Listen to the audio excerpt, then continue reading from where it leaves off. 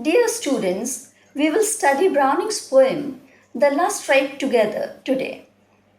The poem, The Last Ride Together, was published in two-volume collection of 51 poems titled Men and Women in the year 1855. There is a single speaker in the poem with a quiet listener. The poem is in the first person narrative and has an abrupt beginning. This makes it a dramatic monologue. The poem focuses on the wishes of a man for a last ride together with his lover, and this journey is both passionate and evocative. The poem shows the philosophical revelation of the poet on love, life, success, and failure.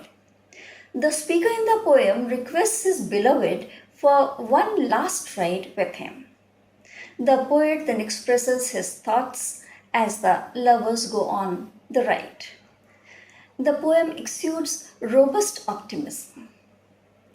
The title represents the last time the now going to be ex-lovers take a carriage ride together. Although the narrator laments the end of this relationship, he wishes to reveal his admiration and gratitude for the time they had spent together and the love he experienced. The poem balances sadness and optimism in the most beautiful manner. In the first stanza, the narrator blames his fate for breaking his relation with his beloved. He complains that he has such a bad fate that everything he has attempted or desired has failed. Since now at length my fate I know, since nothing all my love avails, since all my life seemed meant for fails, since this was written and needs must be. Despite this, he expresses his love and appreciation for his beloved. He blesses her name. He seeks for her memory of the time they shared together and one last ride with her before she leaves. The second stanza focuses on response his beloved shows as she appraises him with pride mixed with pity. She goes through mixed emotions.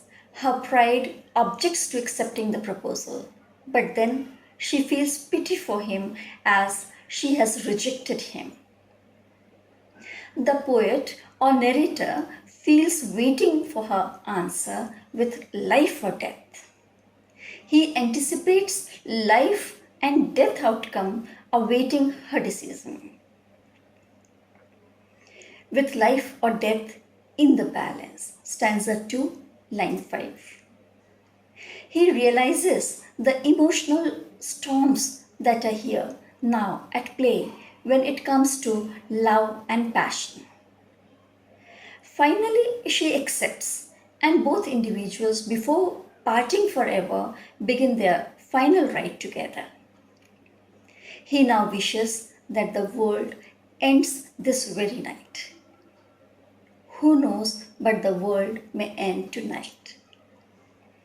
The speaker and the beloved set out for a ride in the third stanza, though this is not clear if the ride is actually taking place or is just in imagination of the poet. The time sequence is also not revealed realistically. Suns and moons and evening stars at once. This stanza focuses on the blissful feeling of that last ride, with the narrator being intensely poetic and joyous about how breathtaking the time together feels. He explores the beauty of the surroundings, the passion he feels, and the blissful feeling that he feels by her touch.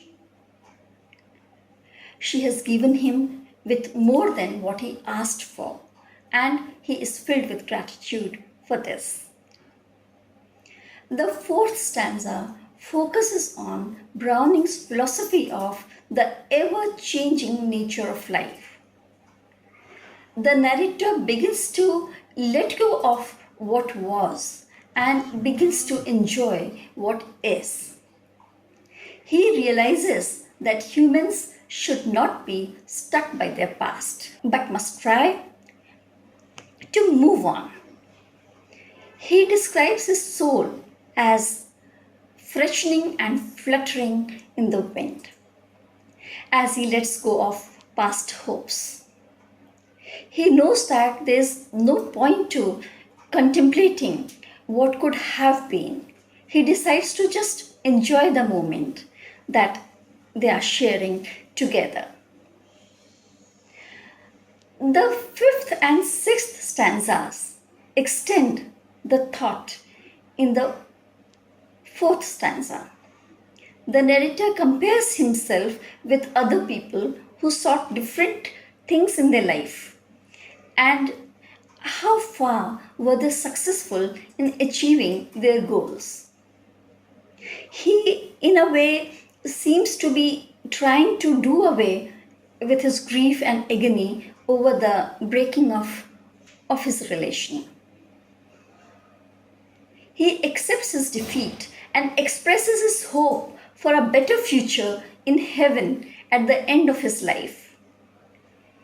He further says that brain and hand never go hand in hand. Idea and implementation can never be paired together. What heart alike conceived and dared? Sixth stanza, second line. Man may have high aspirations, but his effort may not match up to him. The lover believes that he has at least achieved to some extent by being able to ride with his beloved. He compares himself with a statesman, a soldier, a poet. A statesman, as he says, a statesman gets an obituary of 10 lines on his death after devoting lifetime in politics. Poets live in poverty and become sick and prematurely old. He finds himself in a better position than all. Here he feels of being on the top of the world after achieving his goal. In final line of this sixth stanza, he realizes, my riding is better by their leave. The seventh and eighth stanzas focus on comparisons of the love of a poet, a sculptor, and a composer for their poetry, sculpture, and music.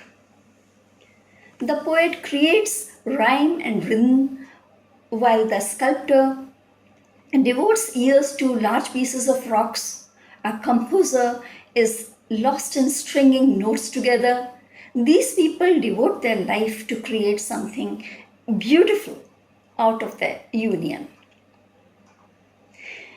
In the ninth stanza, the narrator wonders about the uncertainty in life. He does not know what fate has to offer him and how his life would have been if his beloved would have stayed. He expresses his regret that it has to end here. However, he now feels that if this world endows him with the highest happiness, life in heaven would then lose its meaning. So now he is content with his present position. In the final stanza, the speaker wishes for the journey to never end. He turns again to his beloved. He realizes that she hasn't spoken yet. He imagines what it would be like how would it feel if they just rode everlastingly together and this moment they shared was made eternity? So here we find that the title of the poem, The Last Ride Together, refers to the attempt made by the speaker of the monologue at seeking a resolution out of greatest crisis in the speaker's life. He is being rejected in love, so he wishes for the last ride together with her. In this experience, he hopes to contemplate and resolve his crisis philosophically. He realizes that reconciliation is not possible at this stage. So he first tries to rationalize his failure and console himself by accepting his destiny. With optimism, he hopes to transform the ride into a journey towards the eternity. This is the theme of the poem. Now, let's examine the poem structurally. You see, the poem has 10 stanzas, each containing 11 lines. Each line is an iambic pentameter. Let me quickly remind you what iambic pentameter is. What is meter? Meter is a poetic device that serves as a linguistic sound pattern for the verses. Foot in a poem is a group of 2 or 3 syllables.